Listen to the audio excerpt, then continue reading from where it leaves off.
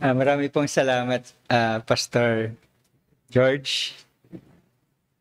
Salamat po sa pag-imbita. Salamat po sa bawat isa for welcoming me and Maggie into your church.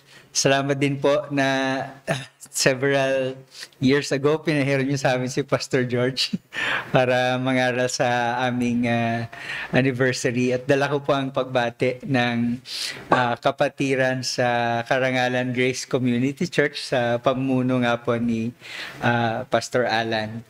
At sa umaga pong ito, yung message po ay pinamagatan kong Royal Rumble. Nung bata po kasi ako ay elementary, mahilig kaming ng tatay ko na manood nung professional wrestling. Hindi ako Kristiyano noon eh. No? And then, nung naging Kristiyano na ako, nawala na po yung hilig na yon. Pero sometime in 1988 po kasi sinimulan tong Royal Rumble ng World Wrestling Entertainment. Kaya po Royal ay ang naglalaban-laban dito ay all wrestling kings. So parang mga superstars. At meron po itong 30 wrestler na maglalaban-laban. Ang umpisa, dalawa lang sila. Tapos every 90 seconds, may papasok na isa pa. No? At ang objective nila, no, tapon nila yung kalaban sa labas ng ring. At lumapat yung dalawang paa niya sa lupa para ma-eliminate siya. No? At hanggang dumami sila ng dumami doon, hanggang isa na lang ang matira, no? Siya po yung magiging champion. Ang tawag doon ay Royal Rumble. Pero ngayong araw, pinamagatan ko nga po ang ating mensahe na Royal Rumble. Hindi po dahil sa ito ay isang physical na pag-aaway. Subalit, in a sense, we are royal children. Bilang mga mananampalataya, we are royals because we are children of the King. At yung term na rumble, I am using it to refer to conflict because sometimes Christians do have conflicts. Kaya ang nire-refer ko lang po talaga dito ay Christian conflicts which do happen in all churches and in all countries. So basahin po natin ang ating teksto. Dalawa po ang babasahin natin. Ang una ay ang Acts 15:36-41 at ang pangalawa po ay ang 2 Timothy 4:11. Binibigay sa akin ni Pastor George kanina ito. Farsighted po kasi ako kaya pag binuksan ko to, hindi ko talaga ito mababasa. Doon ko na lang po pwede po nating ma-flash yung Acts 15:36-41.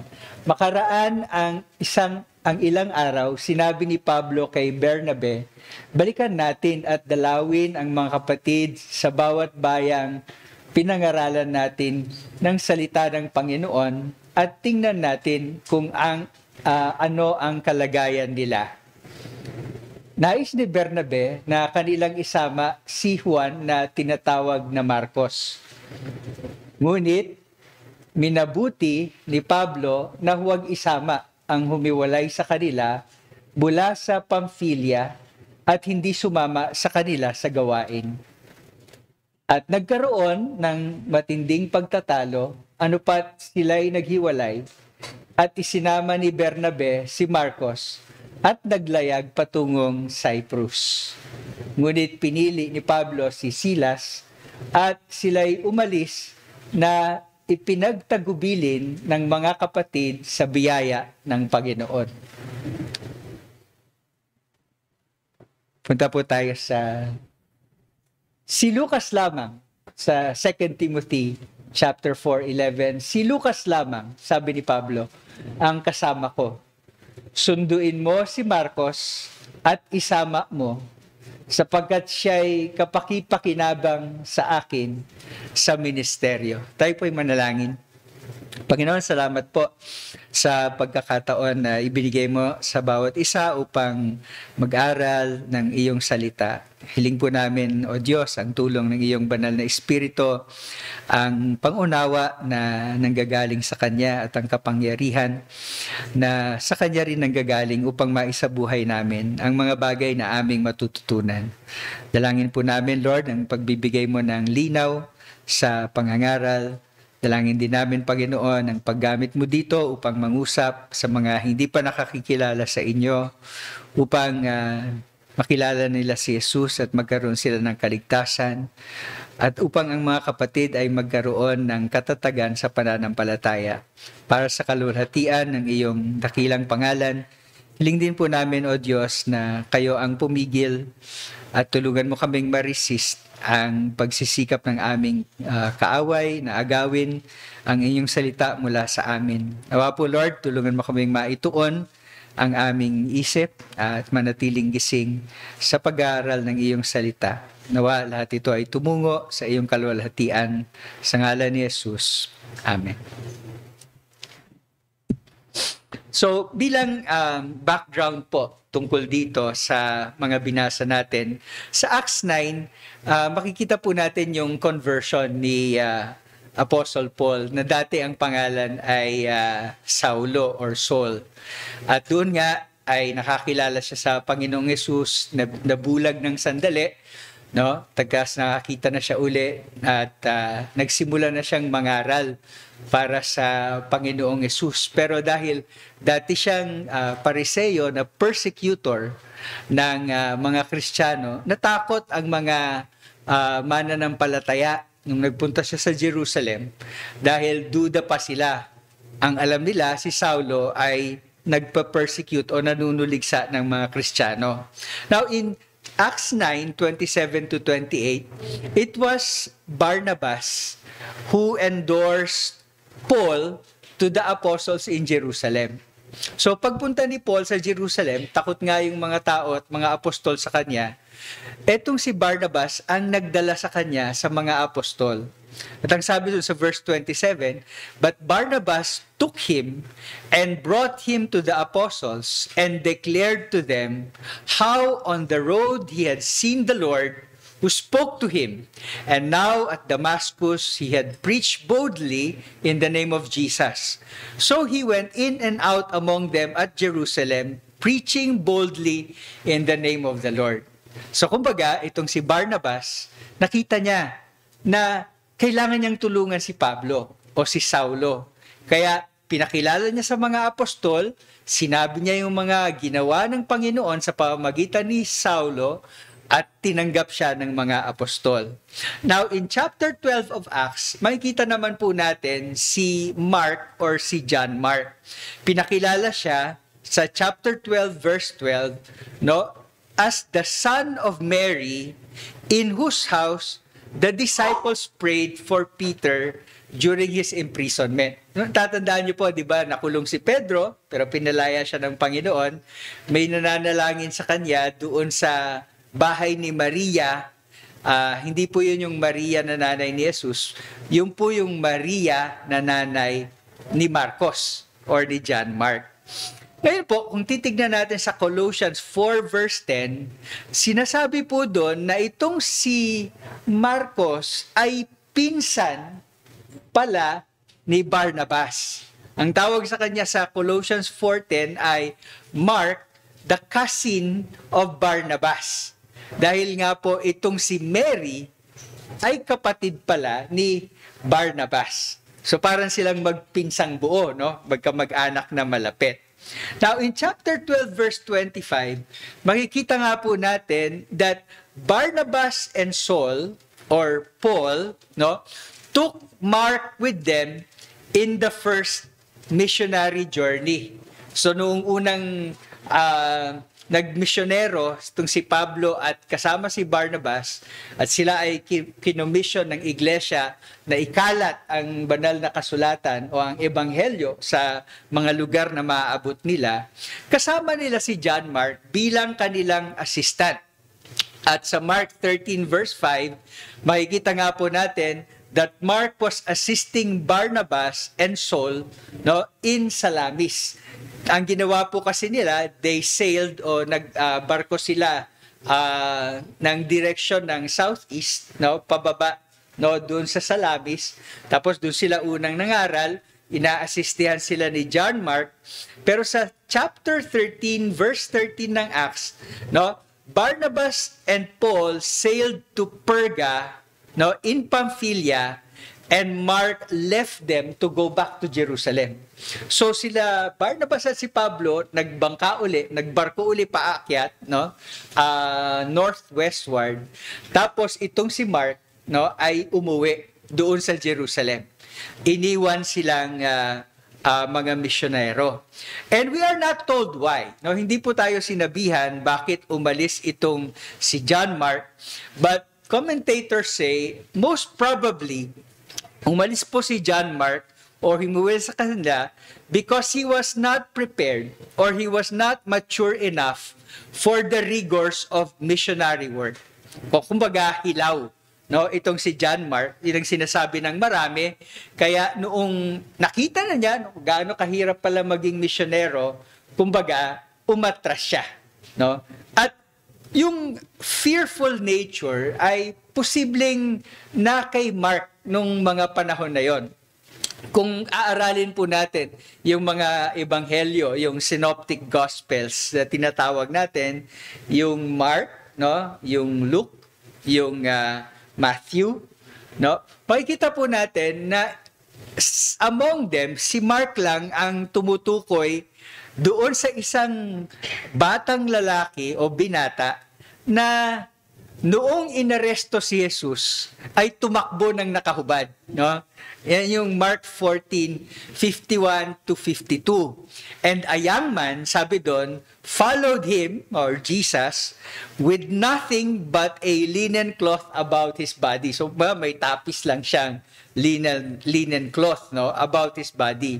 And they seized him, no? Nung hinuli si Jesus, hinuli rin siya, no? But he left the linen cloth and ran away naked. Ang hypothesis ng mas nakararami, dahil nga daw si Mark lang ang nagsulat nito sa Synoptic Gospels, wala yan kay Matthew, wala yan kay Luke. Siya yung tinutukoy niya dyan na young man. Walang iba kung hindi ang sarili niya. Which may indicate that Mark, no, at that time had a fearful nature, no? Yung kumbaga madali siyang matakot, no? And it is not surprising na posible nung nakita niya na mahirap pala itong aking napasok na pagmimisyonero, ay nagbago ang kanyang isip, kumbaga naduwag siya pagkatapos siya ay umatras at bumalik sa Jerusalem. So ngayon po, after makapaglibot na si Barnabas at si Paul, sa chapter 13 verse 36, Paul and Barnabas start planning the second missionary journey.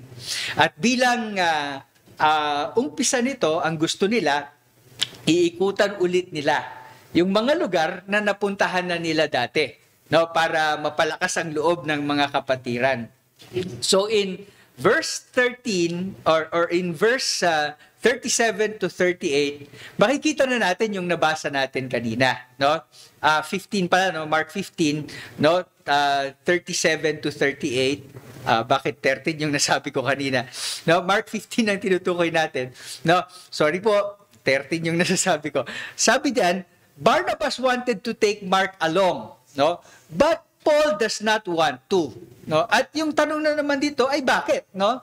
Well, probably, no? It was because Mark was the cousin of Barnabas. Kumbaga, magkamag-anak sila. Pero ako po, hindi kumbinsido na yan lang ang dahilan kung bakit gustong isama ni Barnabas si Mark. I believe the reason is he wanted to encourage Mark. By the very name of Barnabas, ang pangalan po ni Barnabas sa Acts 4:36, ang ibig sabihin ay son of encouragement. Yan po ang nature ni Barnabas. Gusto niyang mag-encourage ng mga tao. Siguro kasama na rin na pinsan niya ito. But remember, he was the one who encouraged Paul and brought him to the apostles.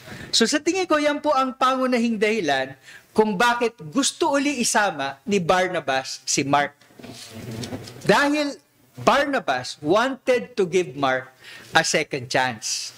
Subalit, kung titignan naman po natin, ayaw ni Apostle Paul na isama si Barnabas. Bakit? Sa tingin ko po, because Paul was brought up as a Pharisee and was by nature strict and disciplined.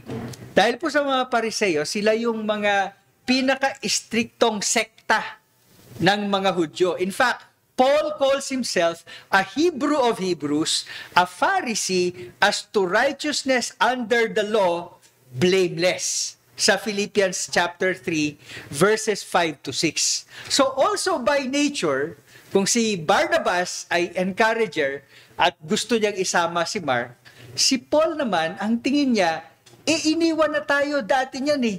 Wala yung disiplina. No? Hindi natin yan mapapakinabangan. Kaya wag natin yang isama. Kaya may imagine na po natin dito that the conflict is actually because of the different personalities ni Barnabas at saka ni Paul. No, dahil sa kanilang different upbringing, siguro, iba yung pananaw nila as far as giving Mark another chance or another shot at ministry. Barnabas wanted to encourage and wanted to take him along to give him a second chance. But Paul, dahil nadala na nga siya sa kawalan ng disiplina siguro ni Mark, dahil sa pagkaduwag at pag-atras ni Mark, ayaw niyang isama itong si Mark. Siguro sa tingin niya, makakaabala lang ito sa kanila. At nanindigan ng dalawang mama sa kanilang mga paniniwala. Hanggang dumating sa punto, verses 39 to 40, no, chapter 15 po, no, hindi 13, there was a sharp disagreement and eventually a separation. So, na-imagine niyo po ba yung sitwasyon?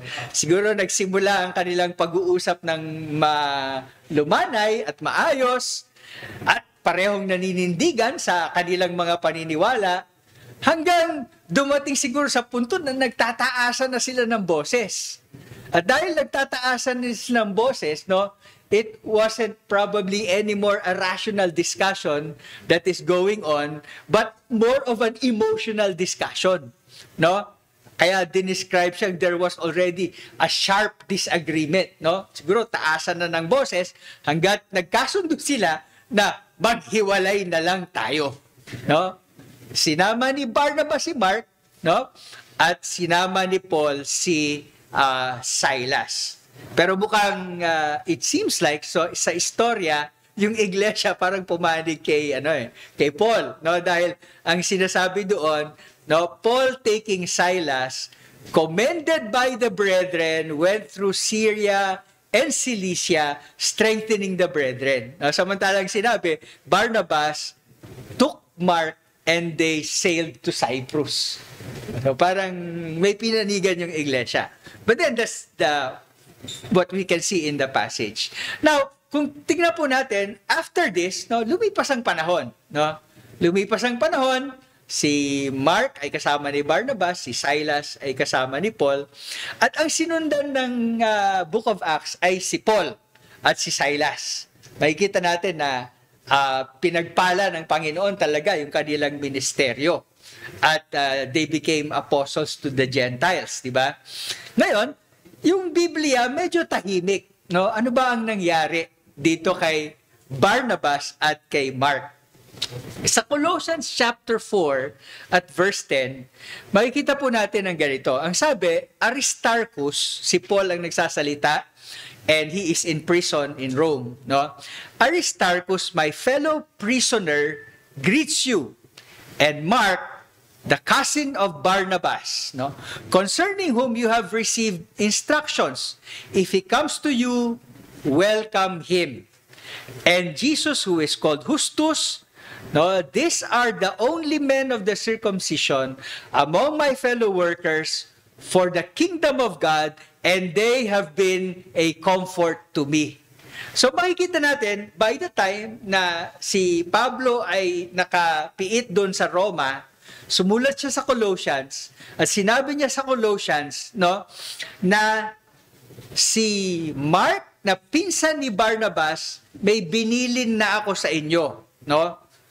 Pinapadala niya ang kanyang pagbati sa inyo, pero pag pumunta siya sa inyo, no, may binilin na ako sa kanya, sa inyo patungkol sa kanya. I-welcome niyo siya. Dahil, sabi niya dito, Mark is a comfort to me, no, along with the other disciples that he mentioned. Siya ay nagbibigay ng aliw o kaaliwan sa akin. And then he mentioned 2 Timothy 4:11, no, medyo ano na po ito this is the last letter na yata ni Apostle Paul.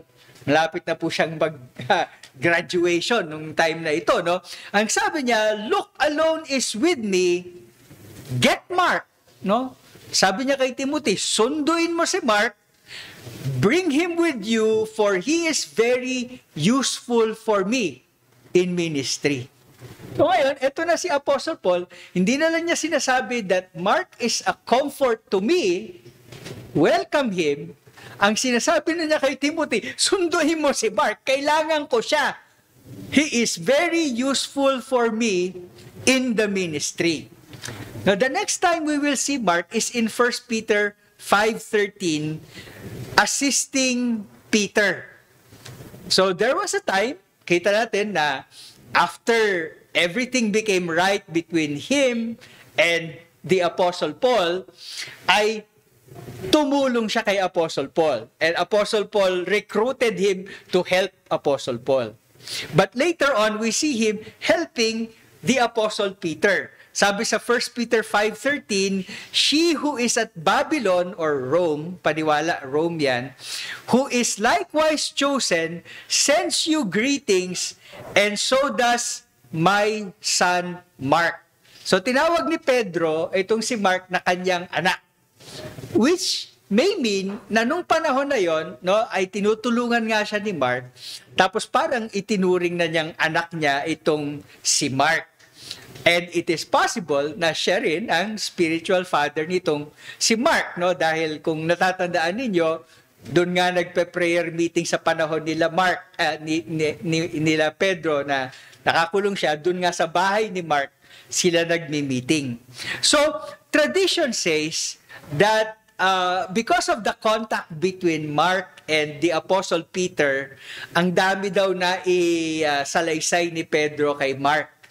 At ang mga salaysay na ito na kanilang pinagsaluhan ni Pedro, ang naging basihan or major na basihan nung mga isinulat ni Mark doon sa Gospel of Mark. Dahil there is little debate, no, na ang sumulat talaga ng Gospel of Mark is none other than John Mark. And yung Gospel of Mark, yun daw ay major reference nitong si Luke at saka nitong si Matthew.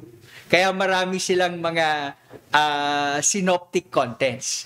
So, yun po ang kasaysayan, no? That's the background as to sino ba itong si John Mark at ano ba yung mga pangyayari na dumating doon sa paghihiwalay ni Paul and Barnabas at dumating din doon sa pagtatagpo muli ni Paul and Mark at yung pagiging useful ni Mark in the ministry. So, we have two interesting questions. Meron tayong dalawang tanong na very interesting. Number one, what happened between Acts 15 and 2 Timothy 4? Yung dalawang passages na binasa natin sa umpisa. What happened? Well, we're not clearly told in scriptures, but I surmise there are at least three things that happened. Number one, Mark matured and proved himself useful in the ministry. So, hindi niya sinayang yung second chance na binigay sa kanya ni Barnabas. Second, Paul softened up and saw the change in Mark. Lumambot si Pablo, nakita niya at kinilala niya na totoong nagbago si Mark. Number three, Paul gave Mark a second chance, no? just like what Barnabas did, and Mark did not disappoint Paul. So yun yung tatlong nangyari sa tingin ko, no, between Acts 15 and 2 Timothy 4. The second interesting question is, what happened to Barnabas? No? Kasi medyo tahimik na ang Biblia tungkol sa nangyari kay Barnabas magkatapos magkahiwalay sila ni Apostol Pablo. The separation happened around AD 49. No? Yun yung year na naghiwalay sila. And ang paniwala, Barnabas continued to work, no, in the areas where he went to, just like Paul continued to work in the areas that he went to, and both of them were tent makers. Pareho po silang nagtatrabaho habang sila ay nagmimisyonero. Kung titignan natin sa 2 Corinthians 9 verse 6, and this was around AD 56, no? So mga 7 years after, sabi ni Paul, or is it only Barnabas and I who have no right to refrain from working for a living?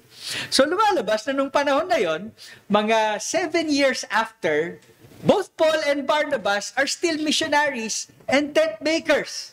Kaya sinasabi ni Paul, kabilang ba ni Barnabas ang walang karapatan na i-give up ang pagtatrabaho habang nagmimisyonero? So they were faithful to the ministry. And in Colossians 4 and verse 10, Paul was already a prisoner in Rome around AD 61 po ito. So from AD 56, another around 5 years, no?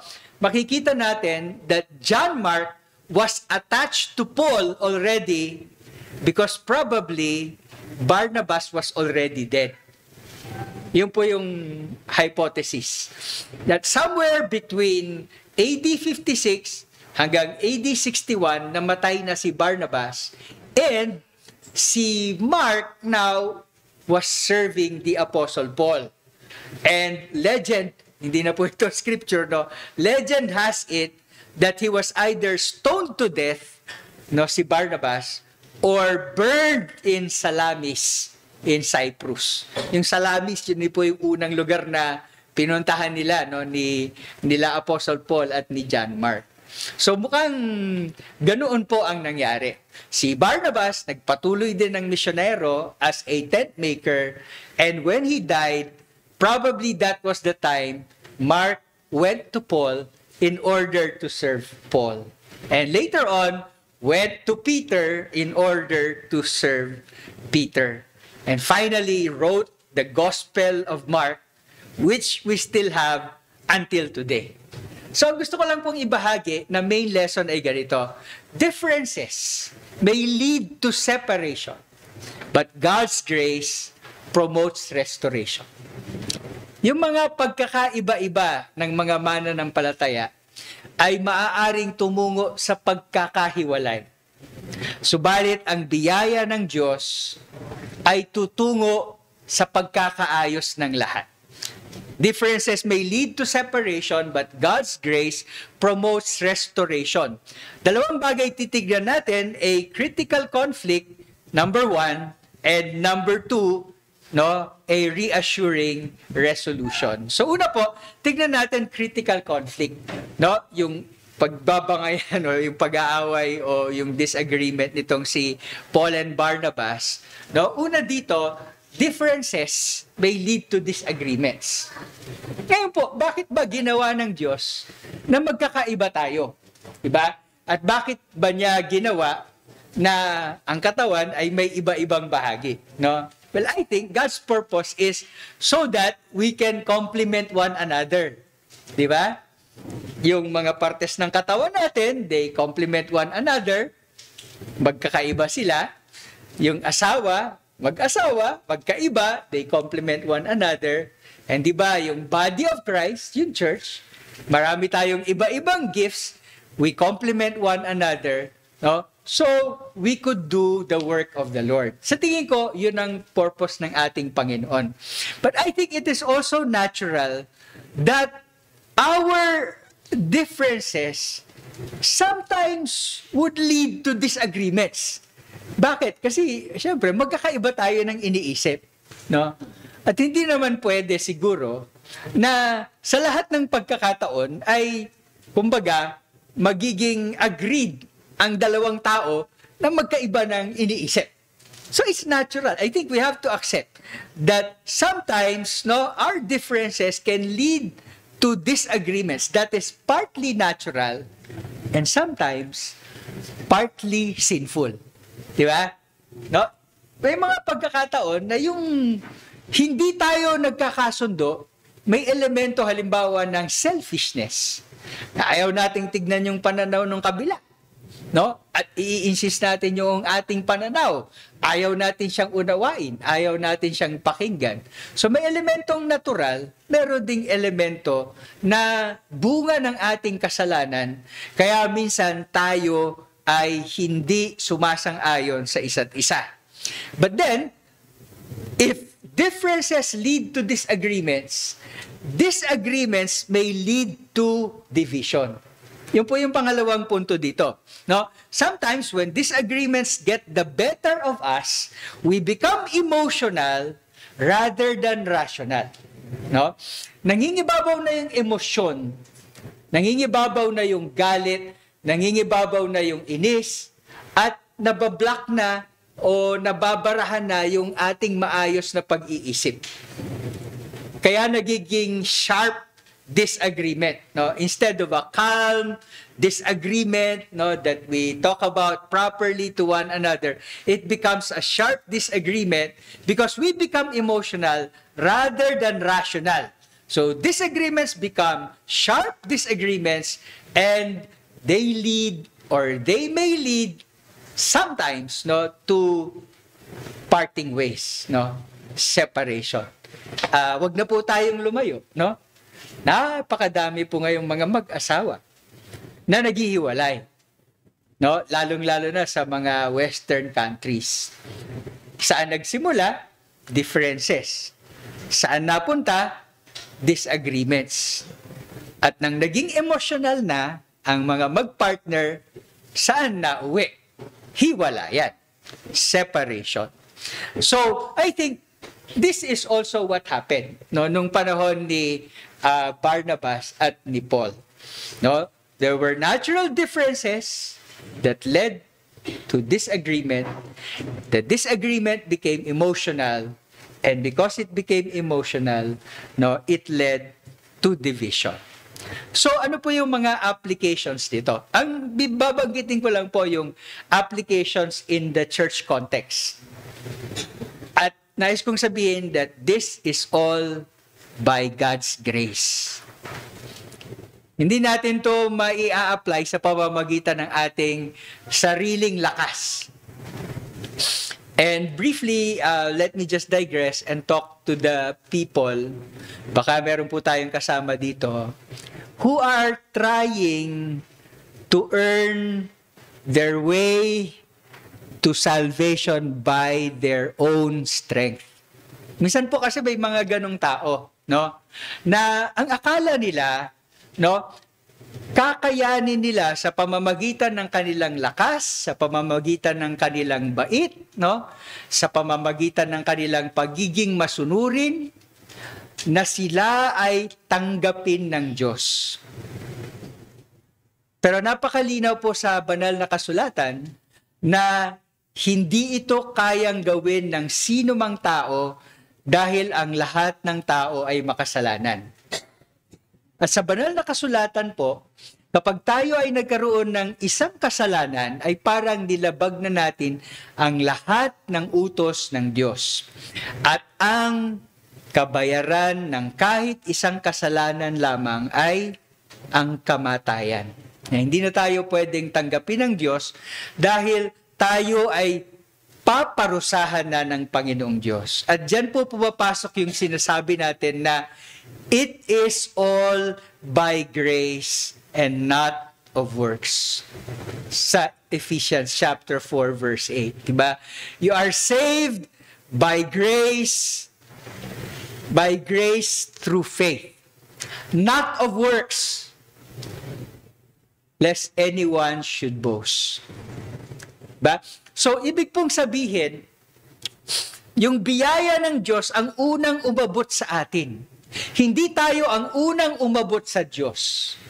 Hindi natin ginustong magpasakop sa Diyos dahil rebelde tayo sa Diyos. Bagkus, inabot tayo ng Diyos dahil for some reason that we don't understand, mahal tayo ng Diyos. Kahit hindi tayo kamahal-mahal, inabot tayo ng Diyos at pinadala niya ang kanyang bugtong na anak upang sa halip na tayo ang parusahan at tumanggap ng galit ng Diyos, ang kanyang anak na walang kasalanan, ang tumanggap ng lahat ng parusang dapat sana ay para sa atin. At dahil si Kristo ang gumawa ng hindi natin kayang gawin, nabuhay ng banal para sa atin, namatay sa parusa ng Diyos para sa atin, at nabuhay muli na nagtagumpay laban sa ating mga kasalanan. Ang sabi ng banal na kasulatan, sino man ang manampalataya, hindi na parurusahan, subalit bibigyan ng buhay na walang hanggan. Kaibigan, huwag mong sikapin na sa pamamagitan ng iyong sariling gawa, kabutihan, pagsunod, kabaitan, ay makakarating ka sa presensya ng Diyos at tatanggapin ka niya. Lapitan mo ang Diyos para tanggapin ang biyaya ng Diyos. Magsisi ka sa iyong kasalanan. Manampalataya ka na buhay si Jesus ng perfecto para sa iyo. Namatay si Jesus bilang kriminal para sa iyo. At sinasabing nagtagumpay siya mula sa kamatayan sa kanyang muling pagkabuhay. Paniwalaan mo yan at sabi ng Biblia, sino man ang manampalataya kay Kristo bilang tagapagligtas at Panginoon, hindi na parurusahan, subalit bibigyan ng buhay na walang hanggan. At ito ay dahil sa pag-ibig ng Diyos. At ito ay dahil sa biyaya ng Diyos na hindi natin karapat-dapat tatanggapin. It is all of grace. Brothers and sisters, our life is all of grace. Lahat tayo, lahat ng pagkakataon, nakadepende tayo sa biyaya ng ating Panginoong Diyos, sa lakas na kanyang ibibigay. And so as we talk about the applications which are in the context of the church, pwede niyong i-apply sa ibang konteksto mamaya, no, sa pamilya, sa mag-asawa, etc. No, but we're applying it in the context of the church. We are saying this is all by the grace of God. Makakayanan lang natin ang mga implikasyon na to sa pamamagitan ng awa at biyaya ng Diyos. Number one, if it had happened to you, something similar to Paul and Barnabas, critical conflict. If it had happened to you, do not despair, but let time teach you God's lessons. Yan po ang unang application. Lahat tayo nakaranas na siguro ng ganito. Sa totoo lang, yung iglesia namin, 2 beses na kami dumaan sa ganito. If it has happened to us, let us not despair, no? But let time teach us God's lessons. Ano po yung nangyari kay Paul and Barnabas? Nabilang ba natin yung taon? No? From AD 49, di ba? Lumipas ang 7 taon, no? Bago medyo nagkakaayos na, another 5 years bago talagang tinutulungan na ni Mark si Paul. It took time. But time taught them the lessons of the Lord. Yung mga nangyari sa church namin, ganun din po. Hindi siya na-solve overnight. And I think it won't really be solved overnight. But then as time passed, the Lord taught us, no, His lessons, and basically nagkaayos-ayos din po ang mga taong involved. So if it had happened to you, do not despair, but let time teach you God's lessons. Number 2, you should look at separation only as last resort in major issues or willful sins. Dahil po kung titignan natin ang banal na kasulatan, ang sabi, di ba, no? How can two walk together unless they are agreed? Meron po kasing punto na talagang hindi pwede. No? Hindi na pwede. Halimbawa, no? Major issues, salvation. Hindi po pwede na yung isa naniniwala salvation by grace, pagkatapos yung isa naniniwala salvation by works, magkasama sila sa isang iglesia. Major issue na po yan. Hindi ibig sabihin na hindi pwede na yung isa naniniwala si Kristo ay Diyos, yung isa naniniwala si Kristo ay tao lang at hindi Diyos. Mga major issues po yan. Pero pagdating sa major issues, I think ang approach ay a Berean discussion muna. No? Karoon kayo ng Berean discussion. Ano po yung Berean discussion? Yan yung, di ba, you look at the scriptures and you see if what each other is saying is according to scriptures. Ngayon, only if that fails, talagang magiging last resort na you may eventually part ways. Kasi hindi pwede na in major issues you are not agreed, tapos magkasama pa rin kayo. Another issue is willful sin. Di ba? Si Kristo mismo nagturo sa atin yan. May kapatid na nagkakasala at ayaw makinig, di ba? Puntahan mo. Ayaw makinig sa'yo, magsama ka ng witness. Ayaw na makinig sa witness, dalhin mo sa iglesia. Ayaw makinig sa iglesia, we may need to exclude from the church. All the time, meron kang spirit, no, na gusto mo siyang i-restore. No, yun yung idea doon. But as a last resort, baka kailangan nang magkaroon ng separation. Because that supposed Christian is sinning willfully. So, yun po yung pangalawa, no? So, hindi ko po siguro gustong magmarunong na I don't really know exactly what went between Paul and Barnabas. But from my perspective, I think we as Christians should look at separation only as a last resort in major issues and in willful sins. Pangatlo, for all other issues, separation should not be resorted to, but love. Ano po yung all other issues? Unintended sins. Mga kasalanan. Nagawang ka ng kasalanan, hindi naman sinasadya. Hindi naman willful. Ano yung sabi ng Biblia? Love covers a multitude of sins. So, lovingly forgive and cover unintended sins.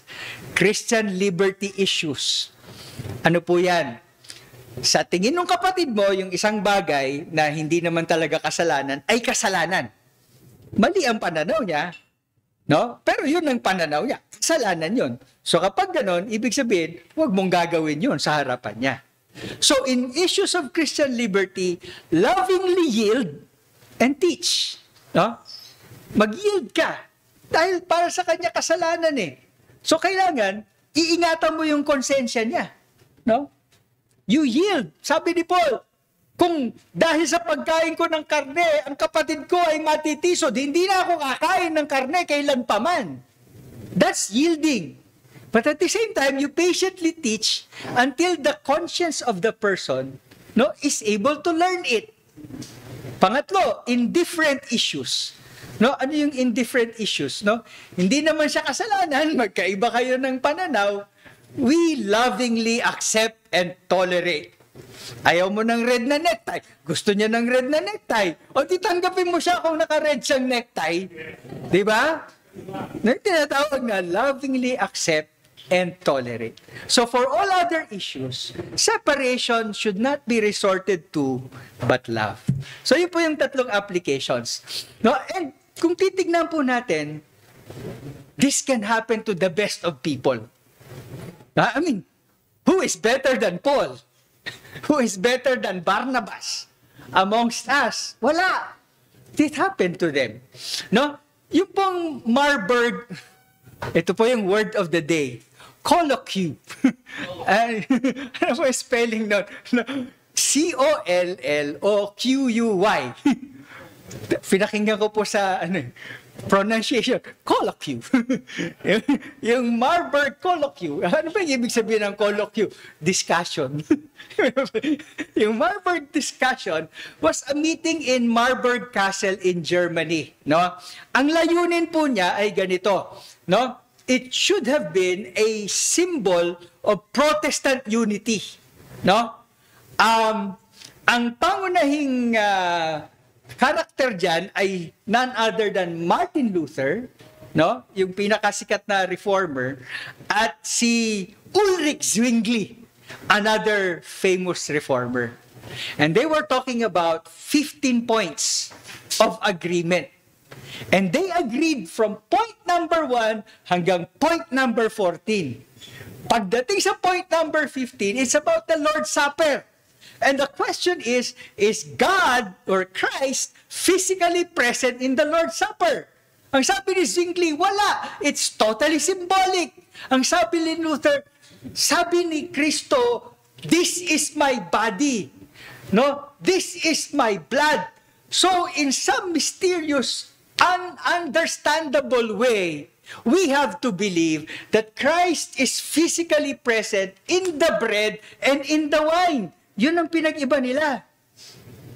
And because of that, nabaliwala yung 14 na agreement, naghiwalay sila because of one single, which I would say minor, siguro major yun. Punta ka pa rin sa langit, no? Whether you believe one or the other, because of that, no, nagkasamaan sila ng loob. Nagkaroon ng matinding disagreement, no? The failure to find agreement resulted in strong emotions in both sides. No? When the two sides departed, Zwingli cried out in tears, "There are no people on earth with whom I would rather be at one than the Lutheran Wittenbergers." So parang durog na durog yung puso ni Zwingli. Gustong-gusto kong, sabi niya, maging kaisa nila. Pero hindi pwede, no? Dahil hindi kami nagkasundo dito. And because of the differences, Luther initially refused to acknowledge Zwingli and his followers as Christians. Pero now, the following colloquy,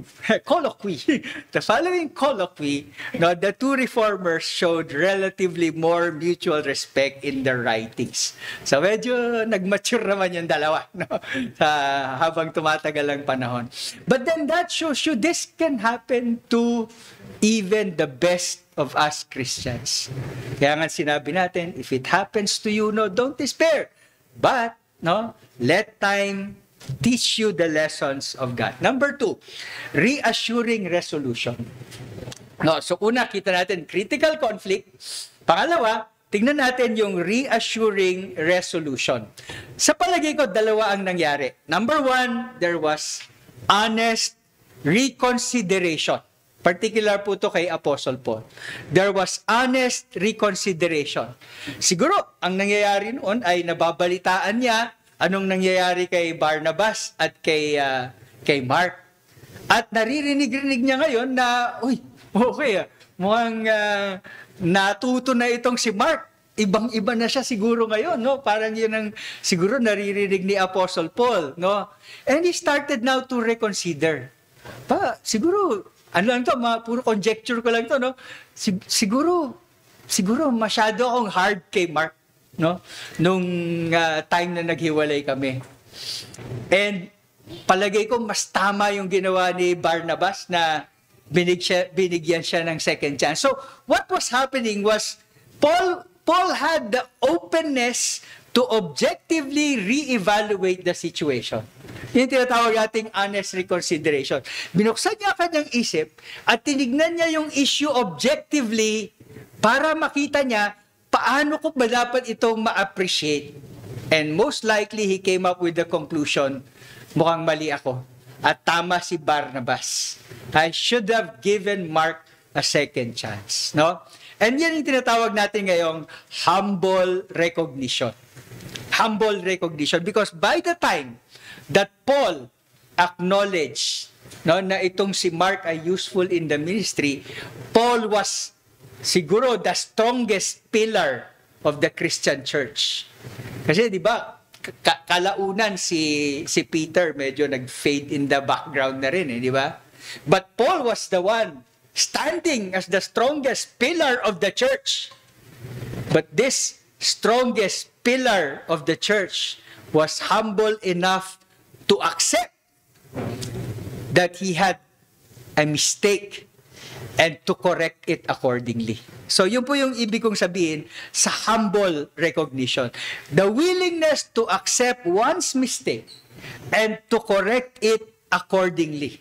Again, applications mainly in the church context and all by the grace of God, not by our own strength. Number one, do not quickly judge those who fail as hopeless, since they have their own journey. No? Huwag po nating kara-karakang hukuman na kapag ikaw ay nabigo, wala ka ng pag-asa. We have different journeys.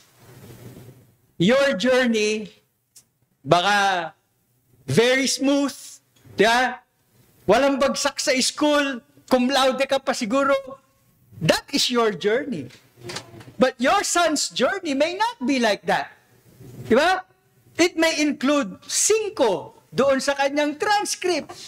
It may include uulitin niya yung 3rd year. But that is his journey. It doesn't mean dahil dadaan siya doon, he is a failure. And it doesn't mean that because Mark went home, he is a failure. Maybe he failed at that point, but he is not forever a failure. So mga kapatid, do not quickly judge those who fail as hopeless, since they have their own journey. Pangalawa, rather than judging quickly, encourage those who failed with second chances. Maraming nagsasabi, and partly I would agree, that we have a God of second chances. But I would say more than that, of 3rd chances, and 4th chances, and 5th chances. Bakit? Sabi ni Lord, di ba? 7 times the righteous man falls, 7 times he rises again. Di ba? You have a God of second chances. And so, rather than judging quickly, encourage those who failed with second chances. No? Pinagusto ko dito si Jonah, di ba? Ayaw niyang sumunod kay God, di ba? Takbo siya, no? Sakay siya ng bangka. Hindi niya pwedeng taguan si God. Kaya,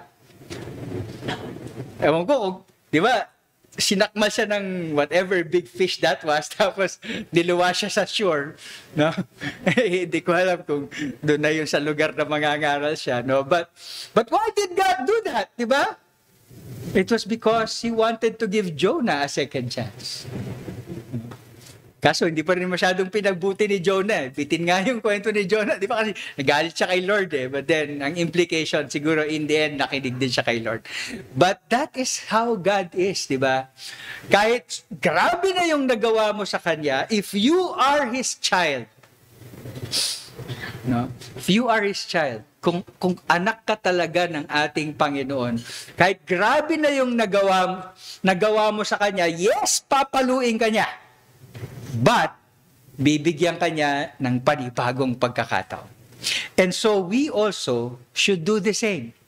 Rather than judging quickly, encourage those who failed with second chances. And finally, realize that you are not enemies. No, kung meron kang hindi kasundo, no?